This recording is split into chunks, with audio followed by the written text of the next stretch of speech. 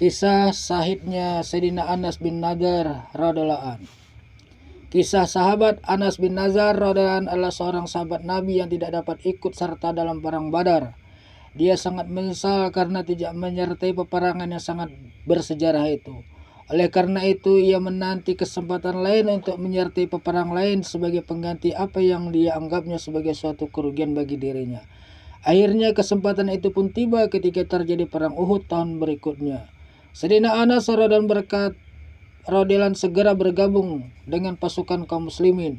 Dengan semangat jihad yang bergelora, dia maju ke medan pertempuran walaupun jumlah pasukan musuh jauh lebih banyak. Namun para mujahid Islam dapat memukul mundur semua pasukan musuh. Pada mulanya kaum muslimin memperoleh kemenangan dan dapat memukul mundur pasukan musuh, sehingga mereka lari tunggang langgang. Melihat keadaan musuh yang berlarian dikejar oleh pasukan kaum muslimin, sebagian besar pasukan pemanah yang telah dibentuk oleh Rasulullah SAW untuk tetap siaga di atas bukit lari meninggalkan tempat mereka dan merebut ghanimah atau harta rampasan yang ditinggalkan oleh pasukan kafir Quraisy.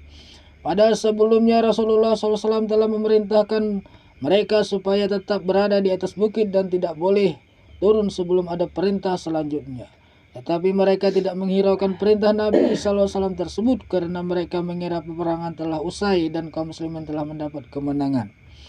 Yang bertahan di atas bukit hanyalah pemimpin mereka dan beberapa orang yang taat. Ketika musuh melihat pasukan pemanah kaum muslimin telah meninggalkan bukit tersebut, mereka kemudian mengarahkan pasukannya untuk menyerbu dan membunuh pasukan pemanah kaum muslimin yang masih bertahan di atas bukit dan melancarkan serangan balas kepada tentara muslimin lainnya dari belakang. Ketika mereka sedang asyik mengumpulkan harta rampasan, pasukan kaum muslimin tidak menduga akan mendapat serangan mendadak seperti itu dan terkepung oleh musuh dari dua arah. Dalam keadaan panik seperti itulah Sayyidina Anas radhiyallahu melihat Sayyidina Sa'ad bin Mu'az radhiyallahu yang sedang berjalan di depannya.